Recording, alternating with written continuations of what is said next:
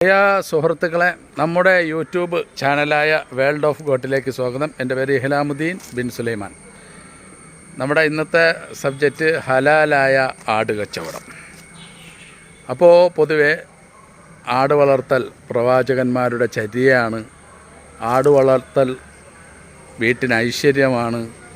അതിന് ശരിക്കും പ്രവാചകൻ സല്ലല്ലാഹു അലൈഹി വസല്ലമയുടെ ഹദീസുകളുണ്ട്. അപ്പോൾ അങ്ങനെ വിചാരിച്ച് നമുക്ക് നല്ലൊരു സമ്പത്ത് എന്നുള്ള രീതിയിലേക്ക് അത് ആട് വളർത്തലുമായി ബന്ധപ്പെട്ട് ആളുകൾക്ക് ഇറങ്ങുകയും അതിൽ കൂടി വലിയ വലിയ നഷ്ടങ്ങൾ സംഭവിച്ചു കൊണ്ടിരിക്കുകയും ചെയ്യുന്നൊരവസരം. ഇത് പ്രധാനം എവിടെയാണ് വീഴ്ചകൾ വരുന്നത് എന്നുള്ളത് സ്വന്തം അനുഭവത്തിലും അതുപോലെ ശരിക്കും പരിചയക്കാരുടേതായ ആളുകളുടെ അനുഭവത്തിലും ഞാനൊരു വീഡിയോ നിങ്ങൾക്ക് ചെയ്യുന്നത് മനസ്സിലാക്കുവാൻ വേണ്ടിയാണ്. അൽഹംദുലില്ലാഹ് ഇപ്പോൾ 10-15 വർഷമായി ഈ മേഖലയിൽ നിൽക്കുന്നു. ഇപ്പോൾ നമ്മുടെ ജീവിതം മൊത്തം പോകുന്ന ആടിലാണ്. പക്ഷേ അതിന് കാലതാമസമുണ്ട്. അത് ബർക്കത്ത് തന്നെയാണ്, ഒരിക്കലും നിഷേധിക്കാൻ കഴിയാത്തതാണ്. നമ്മുടെ പ്രവാചക ചര്യയിലെ ആദം നബി എന്ന് പറയുമ്പോൾ ആദം നബി അലൈഹിസ്ലാം ആദ്യ മനുഷ്യൻ ആദം നബി അലൈഹിസ്ലാത്തു വസ്സലാമിൽ തുടങ്ങി ഇതുവരെ നശിക്കാത്തൊരു മേഖലയാണ്, നല്ല ഐശ്വര്യമുള്ള മേഖലയാണ്. പക്ഷേ അതിലെന്തെല്ലാം ശ്രദ്ധിക്കേണ്ടതുണ്ട്, എവിടെയെല്ലാമാണ് വീഴ്ച വരുന്നത്, എവിടെയെല്ലാം നമ്മുടെ പൈസകൾ നഷ്ടപ്പെടും എന്നുള്ളതിനെക്കുറിച്ചുള്ള വീഡിയോയാണ്. തീർച്ചയായും ഉപകാരപ്പെടും എന്നുള്ളത് സംശയമില്ല, കാണുക. ആട് വളർത്തൽ നമുക്ക് നെഗറ്റീവ്, അതായത് നമ്മൾ നെഗറ്റീവ് പറയുന്നതല്ല, ശ്രദ്ധിക്കേണ്ടതായ കാര്യങ്ങൾ മാത്രം പറയുന്നതാണ്. അതിൽ ഇന്ന് ആടുകളുടെ ഇറച്ചിയുടെ വില നമ്മൾ കഴിഞ്ഞ വീഡിയോകളിൽ പറയുന്നത് പോലെ 700 രൂപ മുതൽ 650, 700, 750 മുതൽ 1200 വരെ 1100 വരെ കേരളത്തിൽ മാംസത്തിൻ്റെ ആടിറച്ചിയുടെ വില കൂടിക്കൊണ്ട് പോകുന്നു. ഇപ്പോൾ വരും കാലങ്ങളിൽ തീർച്ചയായും ആട് വളർത്തൽ ലാഭകരം തന്നെയാണ്. പക്ഷേ ആട് വളർത്തുമ്പോൾ നമ്മൾ പ്രത്യേകം ശ്രദ്ധിക്കേണ്ടത്, ഫാം രീതിയിലേക്ക് ആട് വളർത്തൽ കേരളത്തിൽ ഒരിടവും വിജയിച്ചതായി കാണുന്നില്ല. പ്രത്യേകിച്ച് വീട്ടിൻ്റെ പുറകുവശത്ത് സ്വന്തം ജോലി ചെയ്യുന്ന ജോലിയോടൊപ്പം ഗവൺമെൻറ് ജോലി ആയിക്കോട്ടെ, വർക്ക്ഷോപ്പ് ആയിക്കൊള്ളട്ടെ, ടെക്സ്റ്റൈൽസ് ആയിക്കൊള്ളട്ടെ, എന്തുമായിക്കൊള്ളട്ടെ, അതിനോടൊപ്പം ചെയ്ത് വരുമാനമുണ്ടാക്കിയതായ ആളുകൾ അനേകമാണ്.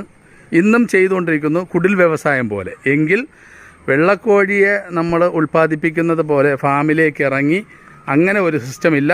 ആട് വളർത്തൽ ഇപ്പോൾ ഏക്കർ കണക്കിന് സ്ഥലങ്ങളുള്ളവർക്ക് ആട് വളർത്തൽ വമ്പൻ രീതിയിൽ ലാഭമുണ്ടാക്കിയെടുക്കാവുന്നതാണ്. പക്ഷേ നമ്മൾ ആടുകളെ ബിസിനസ്സായി മാറ്റുമ്പോഴുണ്ടാകുന്ന പ്രശ്നം, അതായത് പെട്ടെന്ന് ആടുകളെ വളർത്തി നമുക്ക് ബിസിനസ് എന്ന രീതിയിലേക്ക് എടുക്കുമ്പോൾ ഉണ്ടാകുന്ന പ്രശ്നം, ഇപ്പോൾ നമ്മൾ ചെയ്തുകൊണ്ടിരിക്കുന്ന നിലവിൽ ദൈവത്തിൻ്റെ അനുഗ്രഹം കൊണ്ട് നമുക്ക് വെള്ളിയാഴ്ച വരുന്ന ആടുകൾ വിൽപ്പന നടക്കുന്നത് 2-3 ദിവസം കൊണ്ട് നമുക്ക് 200 അടുപ്പിച്ച ആടുകളാണ് വിറ്റുപോകുന്നത്. പക്ഷേ ഈ വിറ്റുപോകുന്നതിൻ്റെ പ്രധാന ഘടകം, നമ്മൾ 16 വർഷക്കാലം എൻ്റെ മാർക്കറ്റ്, ഞാൻ ഇവിടെ നിന്നു ഈ ആട് കച്ചവടം ചെയ്ത് ആട് വളർത്തലും കൊടുക്കലും മനസ്സിലാക്കിക്കൊണ്ട് ആളുകൾക്ക് അറിയാം ഇവിടെ പോയാൽ ആട് കിട്ടും. അത് 16 വർഷം വേണ്ടി വന്നു.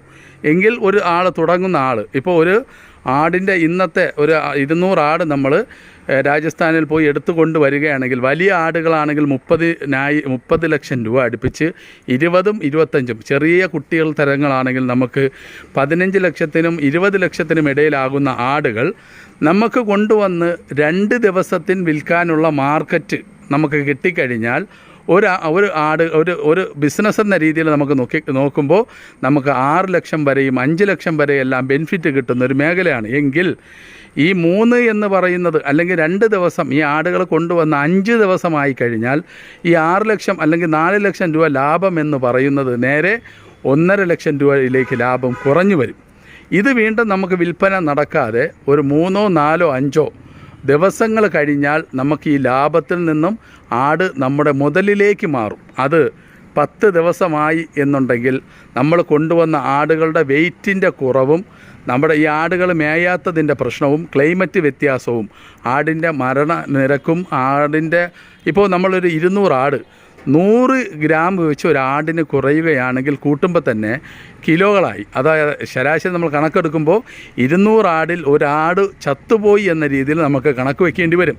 അപ്പോൾ ഒരു ആട് 17 ലക്ഷം 18 ലക്ഷം 20 ലക്ഷം രൂപ മുടക്കുന്ന ആളുകൾക്ക് നഷ്ടങ്ങൾ വരുമോ എന്ന് കേട്ടാൽ തീർച്ചയായും ആട് 200 ആട് കൊണ്ടുവന്ന് നമുക്ക് ഒരു മാസക്കാലം കൊണ്ട് ആട് മുഴുവനായിട്ടും വിറ്റില്ല എന്നുണ്ടെങ്കിൽ, മുഴുവനായും കിടക്കുകയാണെങ്കിൽ അതിൽ നിന്നും എങ്ങനെയായിരുന്നാലും ഒരു കൊണ്ടുവരുന്ന ആൾക്ക് 6-7 ലക്ഷം രൂപ കയ്യിൽ നിന്നും പോകും. കാരണം ആടിൻ്റെ വെയിറ്റ് കുറവും പ്രധാനം, ആടിന് അസുഖങ്ങൾ വരിക പ്രധാനം, അതുപോലെ തന്നെ ആടിനെ നമുക്ക് ക്ലൈമറ്റ് യോജിക്കാൻ കഴിയാതെ അങ്ങനെ വരുന്ന കുറേ ഘടകങ്ങളിൽ കൂടി നമുക്ക് ആടുകൾക്ക് എന്താവും, നഷ്ടങ്ങൾ സംഭവിക്കും. അതുപോലെ ഇതിനേക്കാളെല്ലാം വേറൊരു വിഷയം വരുന്നത്, നമ്മൾ രാജസ്ഥാനിൽ ആടുകൾക്ക് 250 രൂപയാണ്, 200 ആണ്, 180 രൂപയാണെന്ന് പറഞ്ഞാൽ നമ്മൾ തൂക്കമെടുക്കാൻ വേണ്ടി പോകും.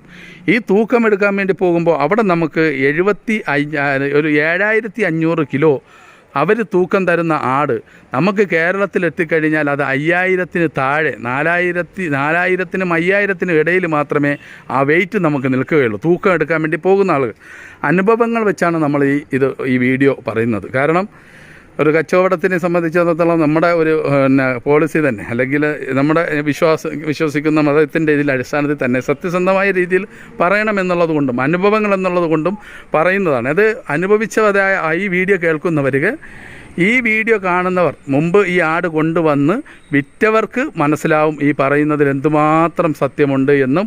ഇതിൽ വന്ന കണക്കുകൾ വെച്ച് നോക്കുമ്പോൾ നമുക്ക് മനസ്സിലാവും. ആടുകൾ എന്ന് പറയുമ്പോൾ ആടുകളായിട്ട് നിന്നാൽ മാത്രം പോരാ. ആടുകളുടെ ഇറച്ചിക്കട്ട്, ഇപ്പോൾ നമ്മൾ അവിടെ നിന്ന് മീറ്റിന് വേണ്ടിയാണ് കൊണ്ടുവരുന്ന ആടുകളാണെങ്കിൽ അതിൻ്റെ ഒരു 2,500-3,000 കിലോ കൊണ്ടുവരുന്ന ആട് നമുക്ക് 3 ദിവസം കൊണ്ട് 3,000 കിലോ വെട്ടിക്കഴിഞ്ഞ് അത് മീറ്റാക്കി കൊടുത്തില്ല എന്നുണ്ടെങ്കിൽ 3,000 കിലോ 2,500 കിലോയിലേക്ക് വരും. ആടുകൾ അതുപോലെ തന്നെ ഉണ്ടാകും, പക്ഷേ ആടിൻ്റെ മാംസത്തിൽ നല്ല കുറവുണ്ടാകും. അങ്ങനെ വൻതോതിൽ നഷ്ടങ്ങൾ വരാനുള്ള ഒരു മേഖലയാണ്. പക്ഷേ നമ്മൾ ആട് മാർക്കറ്റുണ്ട്, നല്ല മാർക്കറ്റുണ്ട്, നല്ല വില കിട്ടുന്നൊരു മാർക്കറ്റാണ് എന്നുണ്ടെങ്കിൽ രാജസ്ഥാനിൽ പോയി അവിടെ നമുക്ക് നല്ല വിലയ്ക്ക് എടുക്കാൻ കഴിയുന്നു എന്നുണ്ടെങ്കിൽ നമുക്കിതിൽ നിന്ന് ലാഭം ഉണ്ടാക്കിയെടുക്കാൻ കഴിയും. അല്ലാത്തവർക്ക് ഇത് എന്ത് ചെയ്യണം, ലാഭം ഉണ്ടാക്കിയെടുക്കാൻ കഴിയൂല, നഷ്ടമേ സംഭവിക്കുകയുള്ളൂ. അതിപ്പോൾ നമ്മൾ ഒരാളോട് അവതരിപ്പിക്കുമ്പോൾ സ്വാഭാവികമായിട്ടും അറിവുകൾ വെച്ചിട്ടാണ്. ആരെങ്കിലും ഒരാളടുത്ത് ചോദിക്കണം നമുക്ക് ഇത്ര ആട് വേണം എന്ന് പറയുകയാണെങ്കിൽ, 100 ആട് നമ്മൾ തരാം, 200 ആട് തരാമെന്ന് പറയും.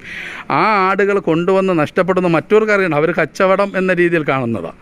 പക്ഷേ ഒരു അനുഭവം എന്നുള്ള രീതിയിൽ നമുക്കങ്ങനെ, എൻ്റെ കഴിഞ്ഞ പ്രാവശ്യത്തിലെ ലോണുമായി ബന്ധപ്പെടുന്ന ഒരു വീഡിയോ വന്നു.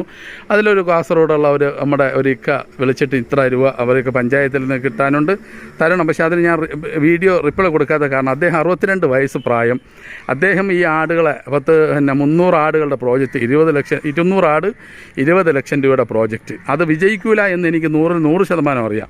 അപ്പോൾ അതിന് ഞാൻ കാരണക്കാരനാകലും എന്ന രീതിയിൽ അദ്ദേഹത്തിന് എന്ത് ചെയ്തിട്ടില്ല, മറുപടി കൊടുത്തിട്ടില്ല. കാരണം നമുക്ക് വ്യക്തമായി അറിയാവുന്നതാണ് ഇവരുടെ പൈസ നഷ്ടപ്പെടും എന്നുള്ള അറിയാവുന്നതാണ്. നമ്മുടെ അനുഭവങ്ങൾ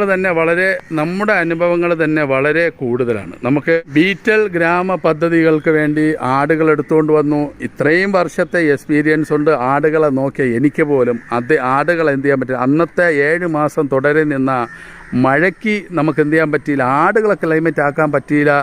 10-11ഓളം കേരളത്തിൽ ബ്രാഞ്ചുകൾ കൊടുത്തു, അവർക്ക് ആടുകൾ കൊടുക്കാൻ പറ്റാതെ എത്രയോ മാസക്കാലം. ഇത് നമ്മുടെ നേരത്തെ പറഞ്ഞതുപോലെ നമ്മുടെ റണ്ണിങ് നടന്നുകൊണ്ടിരിക്കുന്നത് ആടുകൾ വന്നില്ല എന്നുണ്ടെങ്കിൽ ചിലവുകൾക്കൊരു കുറവും വരില്ല, ചിലവ് അതേപോലെ നടക്കും. പക്ഷേ നമുക്ക് ആട് വന്നാലേ കച്ചവടം നടക്കുള്ളൂ. 6 മാസം വരെ ആടുകൾ വന്നില്ല എന്നുണ്ടെങ്കിൽ വലിയ തോതിൽ നഷ്ടങ്ങൾ വരാനുള്ള സാധ്യത വളരെ കൂടുതലാണ്. അങ്ങനെ കഴിഞ്ഞ അങ്ങേ വർഷങ്ങളിൽ ഇത്രയും വർഷക്കാലമായിട്ട് നഷ്ടങ്ങൾ സംഭവിച്ചിട്ടുണ്ട് എന്നുള്ളത് യാഥാർത്ഥ്യമാണ്. അപ്പോൾ ഇതെല്ലാം നമ്മൾ വെച്ചിട്ട് ആട് വളർത്തലിലേക്ക് ഇറങ്ങാൻ, തീർച്ചയായും ആട് വളർത്തൽ ലാഭകരം തന്നെയാണ്, അതൊരിക്കലും സംശയമില്ല. കാരണം എങ്ങനെ ലാഭകരമാകുന്നു എന്നുണ്ടെങ്കിൽ ആടും കുട്ടികളെയും വാങ്ങിച്ച് വീട്ടിൻ്റെ പുറകുവശത്ത് നമ്മളെ ജോലികൾ കഴിഞ്ഞിട്ട് വരുന്ന സമയങ്ങളിൽ ആട് വളർത്തി കഴിഞ്ഞാൽ ആ കിട്ടുന്ന 2 വർഷം കൊണ്ട് നമുക്ക് എത്ര കുട്ടികൾ ഉൽപ്പാദിപ്പിച്ച് കൊടുക്കാൻ കഴിയുന്നോ അത് മൊത്തം ലാഭകരം തന്നെയാണ്. മേച്ചിൽ പുറങ്ങളിലേക്ക് ആടുകളെ വിട്ട് ഏക്കർ കണക്കിന് സ്ഥലങ്ങളുള്ള ആളുകൾക്ക് പ്രഗ്നൻ്റായ ആടുകൾ വാങ്ങിച്ച് 10-20 വാങ്ങിച്ച് ആടുകളെ വിട്ട് അതിൽ നിന്നും ശരിക്കും ലാഭങ്ങൾ ഉണ്ടാക്കിയെടുക്കാൻ കഴിയും. അത് ക്ലൈമറ്റ് വേനൽ സമയങ്ങളിൽ മാത്രം, മഴ മാറി നിൽക്കുന്ന സമയത്ത് കേരളത്തിൽ എവിടെയാണ് ആടുള്ളത്? ആടുകൾ ഒരിടത്തുമില്ല. ഇപ്പം കൂടുതലും പുറത്തു നിന്ന് വന്നാൽ മാത്രമേ ആടുകളുള്ളൂ. ഈ സ്ഥലത്ത് 1,200, 1,500, 2,000 എല്ലാം ആവാൻ വേണ്ടിയുള്ള സമയങ്ങളിലേക്ക് അധിക വർഷമില്ലാതെ ആവാനുള്ള ഇതിൽ തീർച്ചയായും ആട് വളർത്തൽ ലാഭകരം തന്നെയാണ്. പക്ഷെ അതിന് ക്ഷമ വേണം, അതിന് സഹനം വേണം. നമ്മൾ ബൈബിളിൽ ആടുകളെക്കുറിച്ച് പറയുന്നുണ്ട്, അതുപോലെ ഖുർആനിലെ ആടുകൾ, എല്ലാ ആടുകൾ വളരെ വ്യക്തമായി പറയുന്ന ഒരു വലിയൊരു സമ്പദ്ഘടന തന്നെയാണ്, നഷ്ടം വരാത്ത. പക്ഷെ അത് അറിഞ്ഞ് ചെയ്യണം. നമ്മൾ ബിസിനസ് പോലെയും ഒരു പെട്ടെന്ന് പൈസ വരും എന്ന രീതിയിലേക്കും നമ്മൾ ഇറങ്ങാതെ നോക്കുക.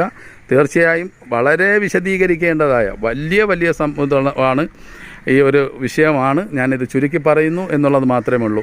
എന്താണോ പിന്നെ അറിയാമെന്നുള്ളത് കമൻറ്റ് ചെയ്യുക. അതുപോലെ തന്നെ ഇത് നെഗറ്റീവ് കമൻറ്റുകളും വരാനുള്ള സാധ്യത. നമ്മൾ മനസ്സ് തുറന്നുള്ള കാർഷിക മേഖലയിൽ നമ്മളും ദൈവവും എന്ന രീതിയിൽ അത് നമ്മുടെ മനസ്സറിയുന്നത് നമ്മുടെ സൃഷ്ടിച്ച നാഥനായ ദൈവത്തിന് മാത്രമാണ്. അപ്പോൾ നമ്മൾ മറ്റുള്ളവരുടെ സമ്പത്തുകൾ നഷ്ടം വരരുത് എന്ന രീതിയിൽ പറയുന്നതാണ്. മാക്സിമം ഇതിൽ ആളുകൾ ഇറങ്ങുന്നത് നല്ലത് തന്നെയാണ്. അതിൽ ശ്രദ്ധിക്കേണ്ടതായ കാര്യങ്ങൾ എൻ്റെ വീഡിയോകൾ ഇപ്പോൾ 200-ലധികം വീഡിയോകൾ ഏതൻ ഗോട്ട് ഫാമിൻ്റെ നമ്മുടെ വേൾഡ് ഓഫ് ഗോട്ടിലേക്ക് എന്ന യൂട്യൂബ് ചാനൽ വഴി ഇറങ്ങിയിട്ടുണ്ട്. ജനങ്ങൾക്ക് ഉപകാരപ്പെടണമെങ്കിൽ അത് ഉപകാരപ്പെടട്ടെ എന്നുള്ളത് കൊണ്ട് തന്നെയാണ് നമ്മുടെ അറിവുകൾ പങ്കുവയ്ക്കുന്നത്. തീർച്ചയായും ഉപകാരപ്പെടുന്നു എന്നുണ്ടെങ്കിൽ ഷെയർ ചെയ്യുക.